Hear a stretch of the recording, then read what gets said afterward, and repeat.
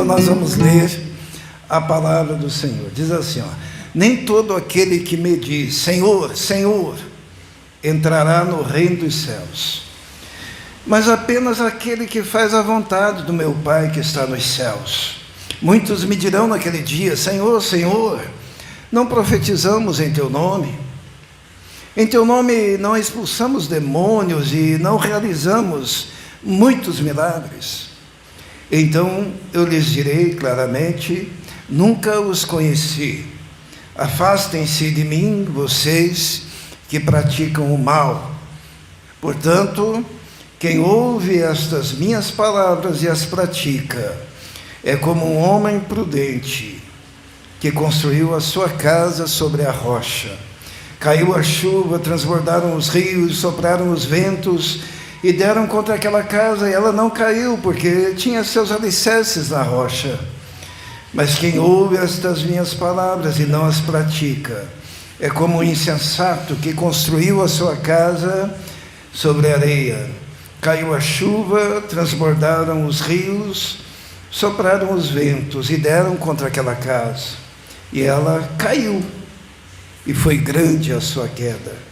Quando Jesus acabou de dizer essas coisas, as multidões estavam maravilhadas com o seu ensino, porque ele ensinava como quem tem autoridade, e não como os mestres da lei. Vamos orar. Senhor, dependemos totalmente agora da ação do Teu Espírito, para que possamos compreender a Tua palavra, para que possamos, ó Deus, entender qual é a Sua vontade para a nossa vida. Por isso pedimos que o Senhor haja sobre nós, haja no nosso entendimento, haja no nosso coração, que possamos receber do Senhor, porque nós viemos aqui para ouvir a Tua voz, e pedimos então que o Senhor nos fale, em nome de Jesus, amém. Livro de Mateus, o primeiro livro do Novo Testamento, primeiro que nós encontramos aqui, o Evangelho de Mateus, ele faz uma ponte com o Antigo Testamento. E se nós voltarmos um pouquinho antes no livro de Mateus, nós encontramos uma página em branco. Aqui, E essa página que divide o Velho e o Novo Testamento, ela representa 400 anos, chamado período interbíblico. Então, quando termina lá o Velho Testamento, e até o momento que começa os escritos do Novo Testamento, nós temos ali um período de silêncio bíblico de 400 anos. Um período de silêncio profético por 400 anos, que não se levantou um profeta, pelo menos não um profeta do calibre daqueles profetas do Velho Testamento, sendo que depois de 400 anos se levanta o último profeta, chamado João Batista, que diz que a lei e os profetas profetizaram até João, é o que Jesus ensina. 400 anos de silêncio profético, porque existem períodos na história em que há um silêncio. Lembro na época de Samuel, diz que na época de Samuel a palavra de Deus era rara, até que Samuel começou a falar e a profetizar, e a palavra de Deus voltou no meio do povo. Mas aqui são 400 anos de silêncio, de acontecimentos terríveis no meio do povo de Deus, É o período em que o templo de Deus foi maculado, e Jesus chama isso de a desolação, que aconteceu dentro do templo, porque se no templo se sacrificava cordeiros, naquela época, nesse período de 400 anos, houve uma situação em que sacrificaram um porco dentro do templo judaico, do templo de Israel. Período de silêncio, período de perseguição, período de tentativa de extermínio do povo judeu, período em que se levantou um cara chamado Antíoco Epifânio. Epifânio significa o iluminado, E ele fazia atrocidades no meio do povo de Deus. Período em que se levantou a família dos Macabeus para promover uma libertação ao povo. Era um período terrível. E para quebrar esse período, Deus levanta um profeta. Imagine depois de 400 anos você ser o profeta que foi levantado por Deus, para agora ser a voz de Deus no meio do povo.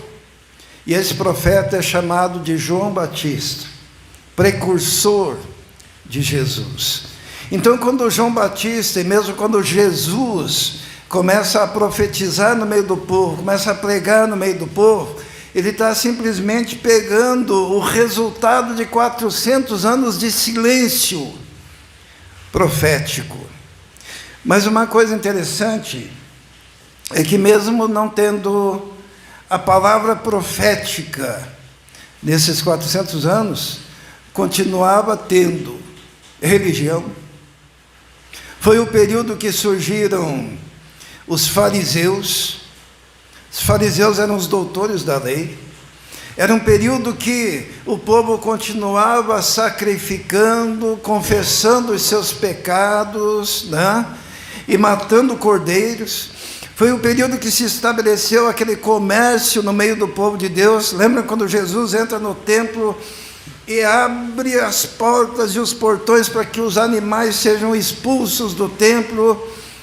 Porque havia um comércio no templo, eles vendiam aqueles animais num preço absurdo, para que o povo pudesse sacrificar, e Jesus pega um chicote ou um cordel e faz um azorrague de cordéis, expulsa os cambistas, vira as mesas, e diz: a minha casa será chamada casa de oração, e vocês têm transformado a minha casa num covil de ladrões e salteadores, porque vocês fizeram comércio na minha casa.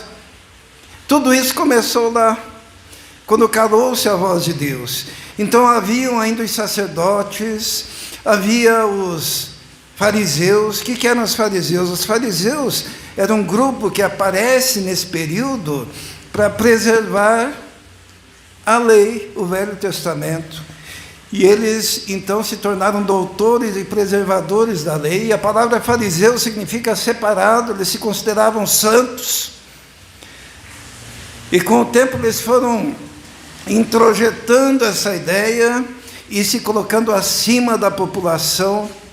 E tinham os escribas, e daí surgiram os saduceus, surgiram também os zelotes, e todos aqueles grupos religiosos. E quando vem João Batista pregando, ele diz no seu discurso, logo lá no começo, ele diz: arrependei-vos, porque é chegado o reino de Deus. E o povo ia à beira do Jordão para ser batizado, mas começaram a vir lá também os fariseus, os religiosos, aqueles que eram os dominantes da religião da época de João Batista e de Jesus, aqueles que haviam surgido no momento em que a voz profética tinha se calado, naqueles 400 anos.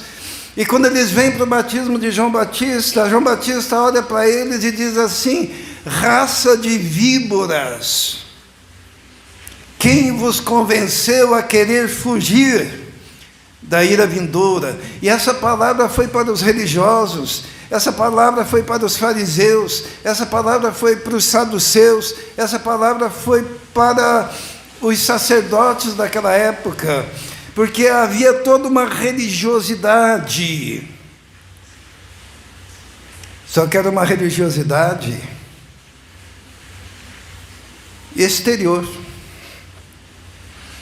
era uma religiosidade de rituais, era uma religiosidade que impunha fardos sobre a população, que não tinha o mesmo conhecimento, que não tinha o mesmo acesso, que há tempos não ouvia a voz de Deus. E João Batista é chamado precursor de Jesus.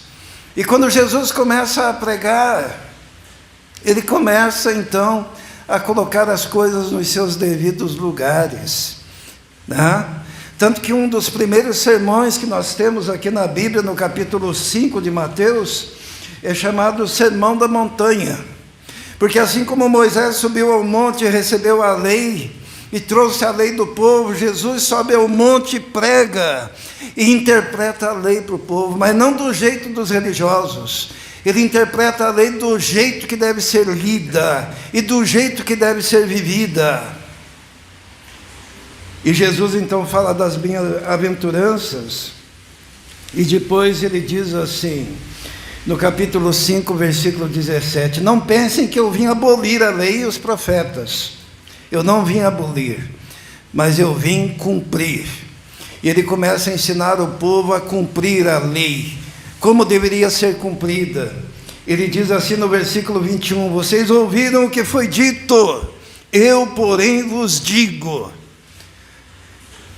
Porque a lei dizia não matarás, porém Jesus dizia, se você tem ódio do seu irmão, você já matou. Vocês estão vendo? Jesus veio para dizer que a coisa era mais profunda. Não adianta viver na periferia da fé, não adianta viver no legalismo. Eu não mato, eu estou bem, mas você odeia, e o crime é o mesmo, é o que Jesus está dizendo. Depois ele diz assim, no versículo 27, vocês ouviram o que foi dito por Moisés lá no Monte Sinai, agora ele está no monte, pregando o sermão da montanha, e ele diz assim, vocês ouviram o que foi dito, não adulterarás, eu porém vos digo que se vocês olharem para uma mulher com intenção impura, vocês já adulteraram no coração.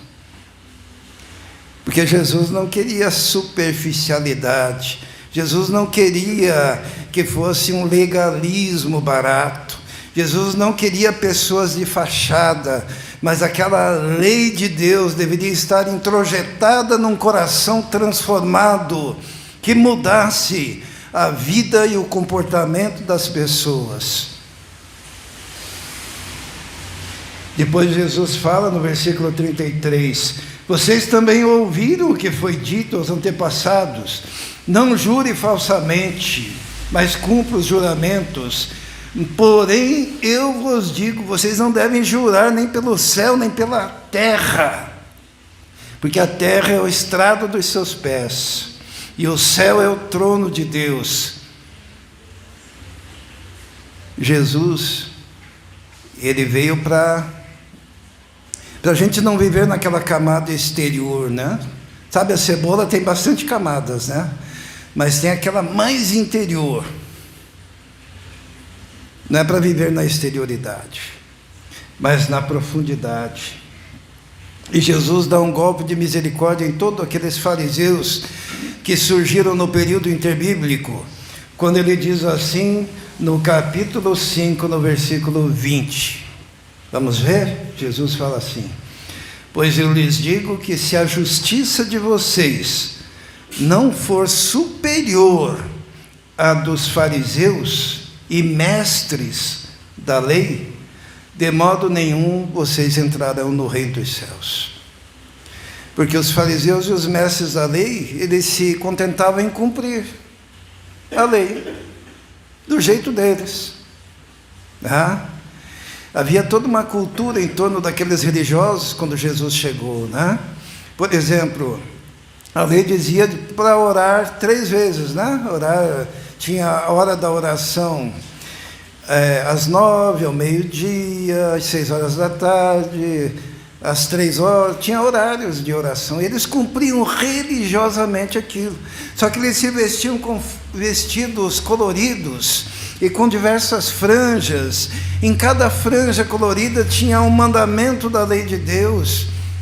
E a cor dos vestidos daqueles homens, da forma como eles se vestiam, resplandecia à luz do sol. Então eles escolhiam os momentos estratégicos para sair de casa, para estar em praça pública e o sol bater neles enquanto em público.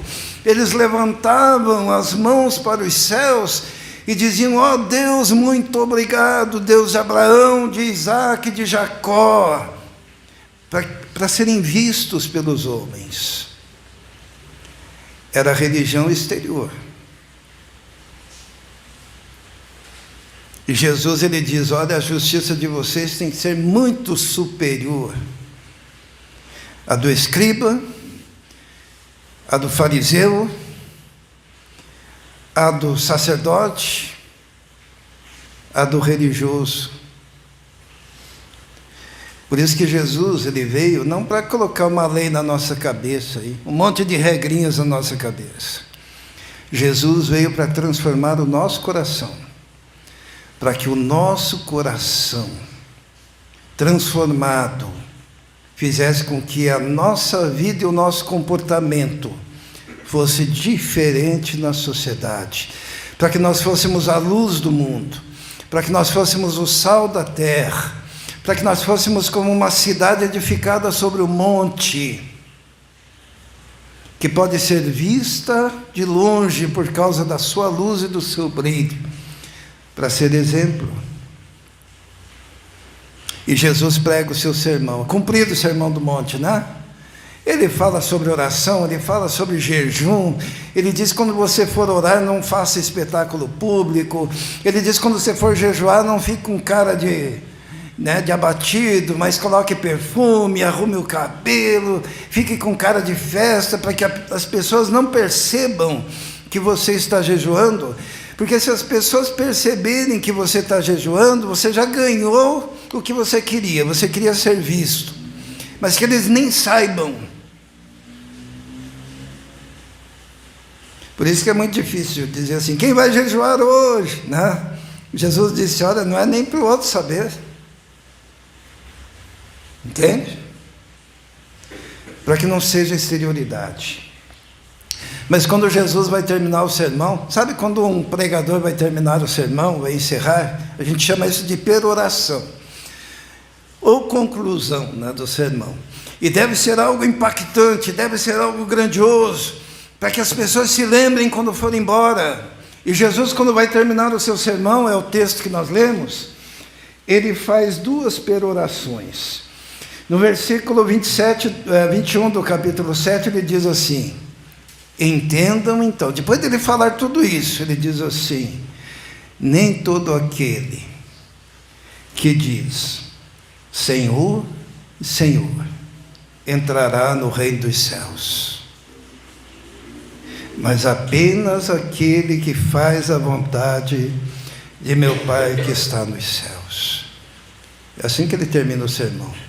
Ele coloca o padrão muito alto e diz, viver comigo, obedecer ao Pai, não é só uma questão de palavras. Tá? E ele diz assim, olha, muitos me dirão naquele dia, Senhor, Senhor, profetizamos em teu nome, em teu nome expulsamos demônios, em teu nome realizamos muitos milagres, e eu lhes direi claramente, nunca os conheci. Por que Jesus está falando isso? São 400 anos da sedimentação, da construção de uma religiosidade vazia. Foram 400 anos da construção de uma religiosidade muito bem estruturada, com escribas, com fariseus, com saduceus, com zelotes, com um templo bonito, mas sem sentido. Tanto que quem queria matar Jesus continuamente eram justamente os religiosos oriundos desse período. E Jesus disse, olha, nem todo que diz Senhor, Senhor vai entrar no reino, mas é apenas aquele que faz a vontade do meu Pai que está nos céus. Sabe, nós podemos trazer para os nossos dias também. A gente não pode se iludir, achando que vivemos num dia em que a palavra de Deus, que a profecia de Deus, que a mensagem de Deus pode ser encontrada em tudo quanto é canto, aí na internet, no rádio, na televisão, e tem mensagem. Naqueles 400 anos tinha o período de florescência da religiosidade judaica, no retorno do cativeiro, e desses 400 anos de apostasia.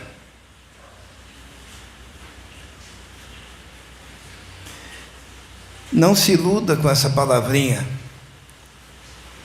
Senhor, Senhor, se ela não estiver acompanhada de uma vida radicalmente transformada pelo Evangelho. Eu falei, Jesus está fazendo a conclusão do seu discurso, né? E ele usa duas conclusões. A primeira, ele falando que não é só de palavras no reino de Deus. E daí ele usa uma ilustração que é a mais linda, que é essa história que está no versículo 24. Vamos ler. Ele diz assim, no capítulo 7, 24, portanto, é a conclusão, essa palavra portanto significa, diante de tudo isso que eu acabei de falar, portanto, quem ouve estas minhas palavras e as pratica, é como um homem prudente, que construiu a sua casa sobre a rocha. Caiu a chuva, transbordaram os rios, sopraram os ventos e deram contra aquela casa, e ela não caiu porque tinha os seus alicerces na rocha. Mas quem ouve estas minhas palavras, o que ele havia acabado de pregar, e não as pratica, é como o homem insensato que construiu a sua casa sobre a areia. Caiu a chuva, transbordaram os rios, sopraram os ventos e deram contra aquela casa, e ela caiu. E foi grande a sua queda.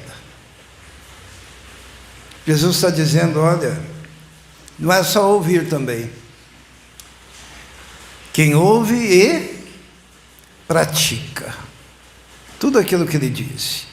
A justiça superior à justiça dos religiosos. Comportamento de amor igual ao de Jesus. Quem ouve e pratica. E ele conta então essa parábola que é muito interessante. Essa parábola que é muito conhecida, né? A Bia de vez em quando até canta, né?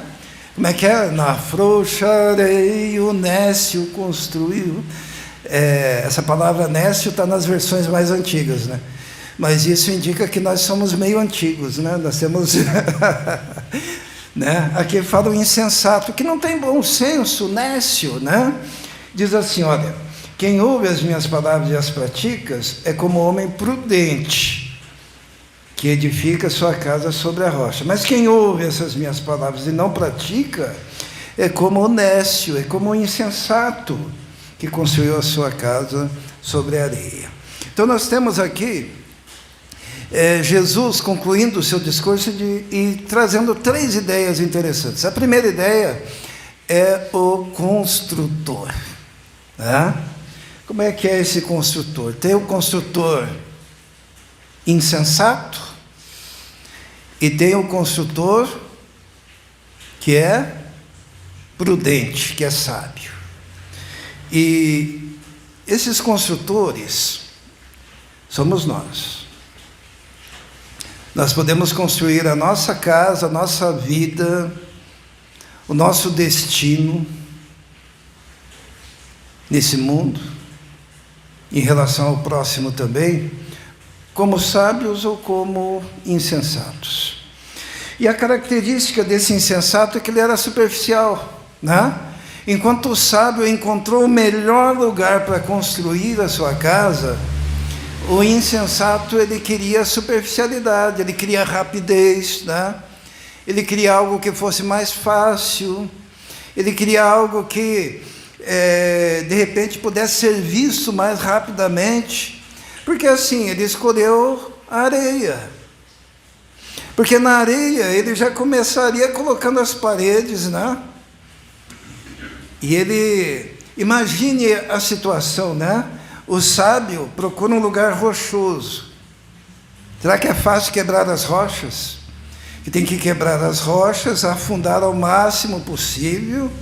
Ele ia ter que ir, né, com ferramentas rústicas daquela época, e mesmo hoje em dia quebrar uma rocha, às vezes é até com dinamite, com alguma coisa, porque era complicado e demorado, e leva tempo.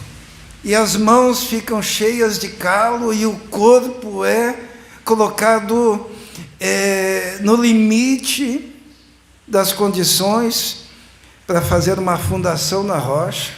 Fazer fundação na rocha é trabalho duro. Eu não sei se alguém aqui já fez trabalho de pedreiro, né? Quando tem que fazer aquelas sapatas, né? E quando é ainda no chão, assim, de terra, mas imagine na rocha. E daí, vamos imaginar os dois construindo, né? Um na fofa areia e outro na rocha. E aquele que constrói na fofa areia, zoando, usando um termo nosso, né? Aquele que está lá se matando para quebrar a rocha, para estabelecer um lugar de profundidade na rocha, para construir os fundamentos. Por isso que fala do sábio e do insensato. O insensato, ele quer as coisas rápidas.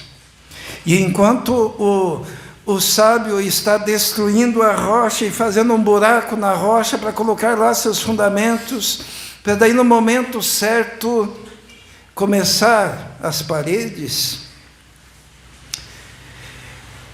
o insensato já está erguendo as paredes, já está passando betume, já está pintando, está ficando bonito. E ele está olhando, mas é um idiota aquele ali, né? Ainda está se matando para quebrar a rocha. E às vezes a vida da gente, às vezes não sempre é assim. Tudo que vem fácil se arrebenta muito fácil também. Igreja, né? Eu e Israel participamos aí de um seminário de crescimento de igreja, e algumas coisas eles disseram para nós, né? Eles disseram assim: bom, se livre de quem dá trabalho. É mais fácil, né? Imagina uma igreja, você procurar só os melhores, né? Porque o ditado era: excelência atrai excelência. Então, se vem pessoa que é necessitada, né? Que vem pessoa com problemas, diga para eles, né? Vamos procurar um outro lugar. Cuide da aparência, né? Tudo tem que combinar dentro da igreja. Busque os membros no estacionamento com um guarda-sol ou com um guarda-chuva, com o logo da igreja, e tenha funcionários que vão até lá no carro e tragam, e que a pessoa ao entrar veja coisas bonitas na porta, na entrada, na decoração, pintura neutra, porque tem gente que não gosta do vermelho, então não pinte de vermelho, mas tem gente que não gosta de amarelo, então não pinte de amarelo, para agradar. E nessa palestra, em um ano, rapidamente, aquele trabalho foi crescendo. Tiveram que se livrar do grupo de louvor, sabe? Sabe por quê? Porque não passaram no teste de excelência. O grupo que fundou a igreja. Tiveram que se livrar dos questionadores. O crescimento foi rápido.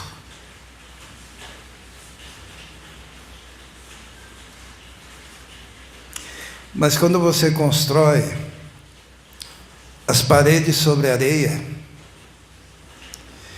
a instabilidade da areia faz com que essas paredes tenham rachaduras. E daí tem que gastar tampando as rachaduras. E você tampa uma para ficar bonita, mas daí já rachou do outro lado. E daí você conserta do outro lado, rachou ali. E aí vem um remendo de teologias que não correspondem à profundidade da palavra de Deus. Jesus, quando ele quer questionar aquela situação religiosa da sua época, quando ele começa a pregar, ele termina o seu sermão dizendo: olha, tem o prudente e tem o insensato. O insensato constrói sobre a areia, o prudente sobre a rocha. E o solo que o prudente encontra é mais difícil de trabalhar, mais dura. E aquela casa não cai. E o insensato, ele zomba daquele que tem tanto trabalho para construir algo que dure. E no caso de vidas, que dure para a eternidade.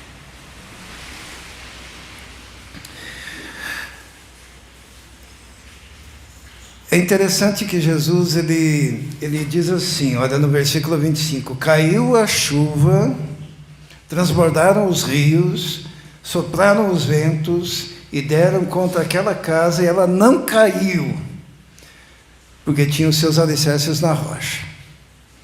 Depois ele diz no versículo 27, mesma coisa: caiu a chuva, transbordaram os rios, sopraram os ventos e deram contra aquela casa, e ela caiu, e foi grande a sua queda. É interessante que os problemas que vieram tanto para aqueles da casa feita na rocha, quanto para aqueles na casa feita na areia, foram os mesmos, né? E aqui tem 3 tipos de problemas que todos enfrentam.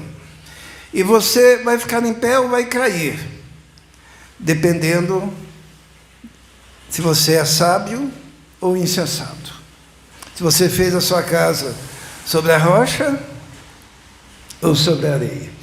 Jesus, ele diz assim: caiu chuva. Da onde que vem a chuva? Vem de cima, né? Deus manda dos céus provações. Nós só somos edificados por causa das provações, das lutas, das batalhas. E muitas batalhas não é o diabo que mandou, não. Foi Deus quem permitiu. Nós encontramos Jó, por exemplo, que Deus permitiu. Existem lutas que são lutas, são provações, e Jesus fala: bem-aventurados sois o passardes por muitas provações, porque a provação é que nos dá a capacidade do fortalecimento. Existem provações que são como chuva que vem do céu, e não vem para nos destruir, vem para nos fortalecer, para nos capacitar.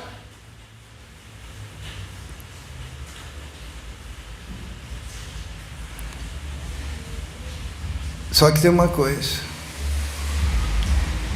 tem gente que sequer identifica que certas coisas na sua vida Deus permitiu para saber se você o ama, para saber se você segue em frente, mesmo sendo tentado a desviar-se, mas você é firme por causa da sua percepção da presença e da graça de Deus. Vieram as chuvas, o que veio mais? Transbordaram os rios. Os rios representam as coisas aqui da terra. Existem provações que são aqui da terra. A gente passa por lutas aqui na terra. Nós somos sujeitos a enfermidades, nós somos sujeitos ao desemprego, nós somos sujeitos às batalhas naturais dessa época. Nós vivemos num país que tem as suas leis, muitas vezes são leis injustas, são coisas da terra, que também vêm sobre nós. E nós vamos saber lidar tanto com as coisas que vêm do céu, quanto as que vêm da terra, na medida da nossa relação com Deus. Mas também Jesus diz assim: e sopraram os ventos. Existe uma simbologia nos ventos. A palavra vento é pneuma no grego e ruá no hebraico, e muitas vezes representa a ação dos espíritos malignos, a ação do tentador. Até tem um cântico, né, que fala o tentador com garras de horror, né?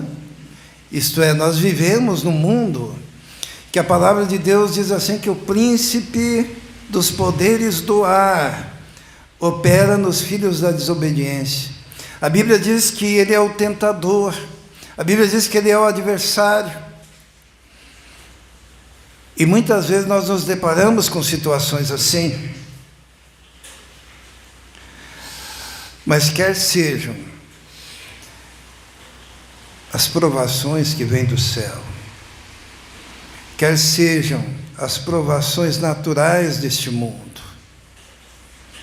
quer sejam as provações e tentações provocadas pela ação do nosso inimigo, inimigo das nossas almas.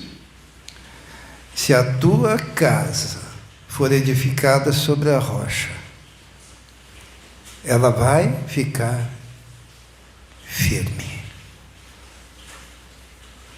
diante de qualquer adversidade. Porém, que se a sua casa for edificada sobre areia, sem fundamento, você não aguenta nada. Sejam as provações dessa vida, sejam as provações permitidas por Deus, sejam aquelas da ação do inimigo, você não permanece em pé. Por isso que tem muita gente desnorteada, desesperada, porque mesmo falando Senhor, Senhor, mesmo tendo uma forma de se expressar que a gente percebe que é uma forma religiosa, mas não vive na profundidade da fé. Hoje o Senhor nos chama para nós assumirmos um compromisso com Ele, mas um compromisso de vivermos uma vida transformada. E a vida transformada é aquela que consegue olhar as multidões sofrendo, como aconteceu com Jesus. A Bíblia diz que Jesus olhava as multidões e o seu coração era quebrantado, ele ficava com o coração entristecido e ele chorava ao ver o sofrimento humano. Uma vez ele chora olhando para Jerusalém e diz: Jerusalém, Jerusalém, quantas vezes eu quis te colocar nas minhas asas como uma galinha faz com os seus pintinhos e proteger, porém tu não quiseste.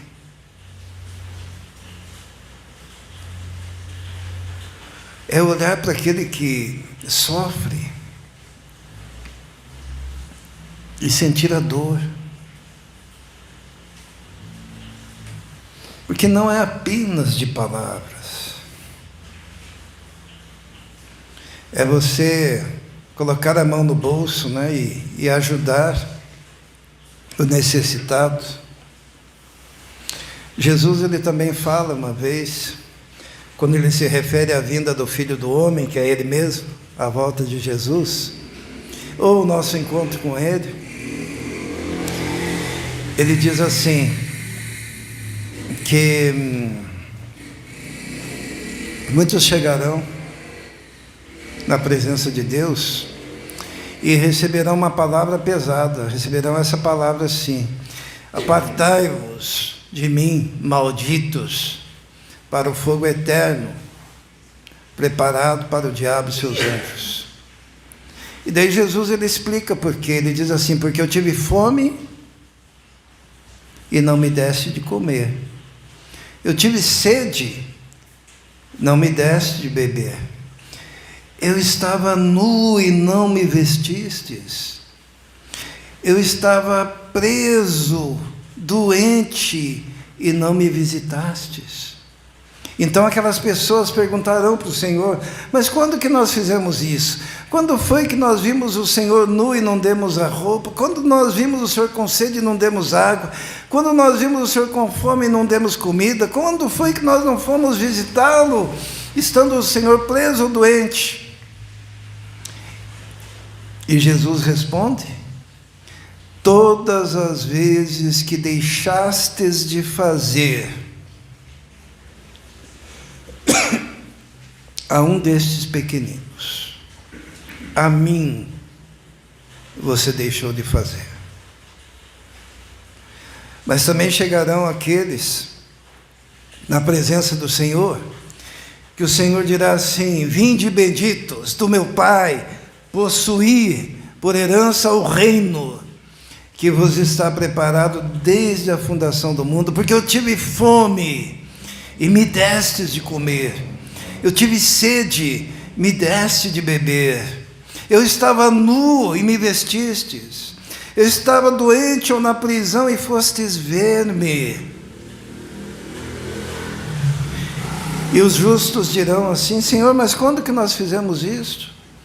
Quando que nós vimos em qualquer uma dessas situações? E Jesus lhes dirá: todas as vezes que vocês fizeram a um destes pequeninos, a mim vocês fizeram. E não é porque a salvação é pelas obras, a salvação não é pelas obras, a salvação é ato de graça de Deus. É por um fato, é que a graça de Deus em nós nos leva a distribuir desta mesma graça a todos que nós encontramos. Eu gostaria de encerrar essa palavra dizendo o seguinte, que a rocha de que fala a palavra é Jesus. A Bíblia diz que Jesus é a rocha da nossa salvação. O apóstolo Paulo diz que havia uma rocha que acompanhava o povo pelo deserto, e a rocha era Cristo. E ter a vida firmada na rocha é ter a vida firmada em Cristo Jesus, é receber o que Ele fez por você na cruz do Calvário, entregar o coração, sabendo que assim como Ele viveu, você vai passar a viver, e assim como Ele ressuscitou, você ressuscitará também no último dia. Construa a sua vida sobre a rocha. Feche seus olhos. Eu queria, neste momento, dar uma oportunidade para que você fale com o Senhor Jesus agora e diga: Senhor Jesus, eu quero construir a minha vida, a vida da minha família sobre a rocha. Eu quero viver como o Senhor viveu, eu quero amar como o Senhor amou, eu quero servir como o Senhor serviu, porque assim serei seu discípulo de fato. Se você tem esse desejo no seu coração, fale com Ele agora. Lá no seu íntimo, lá no seu coração, diga assim: Jesus, eu entrego a minha vida, eu quero viver contigo e fazer a sua vontade e ter a minha vida e a vida da minha família sobre a rocha eterna. Vamos orar. Senhor, sabemos que nós somos pequenos, ó Deus, somos falhos, mas nós queremos, Senhor, reiterar o fato de que nós queremos te obedecer, nós queremos viver como o Senhor viveu, nós queremos seguir as suas pisadas neste mundo, e pedimos então que o Senhor nos ajude porque o nosso coração está disposto. Pedimos que o Teu Espírito Santo nos ilumine, nos oriente e nos dirija para sermos assim, ó Deus. Pedimos que a Tua graça esteja sobre a vida de cada um de nós. Colocamos a vida de cada irmão que fez essa oração nesse momento, diante do Teu altar, como compromisso contigo. E invocamos a ação do Teu Espírito em ajudar cada um, ó Deus, em abençoar cada um, e que possamos assim fazer. Abençoe a Tua igreja também, ó Deus, para que possamos ser luz neste lugar. Pedimos a Tua graça e bênção, em nome de Jesus. Amém.